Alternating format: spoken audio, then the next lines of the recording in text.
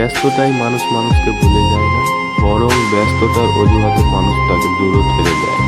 আকাশ দেখে বোঝা যায় দিন কেমন হবে, ফুল দেখে বোঝা যায় তার সুবাস কেমন হবে, মেঘ দেখে বোঝা যায় বৃষ্টি কেমন হবে, কিন্তু মানুষ দেখে বোঝা যায় তার মনটা কেমন হবে। দূরত্ব কখনো সম্পর্ককে আলাদা করে না, সময় কখনো সম্পর্ক তৈরি করে না। যদি মনের অনুভূতি ঠিক থাকে তাহলে সম্পর্কটা সারা জীবন ঠিক থাকে। কে পাশে থাকবে আর কে পাশে থাকবে না উনিশের উপর এর নির্ভর করে না।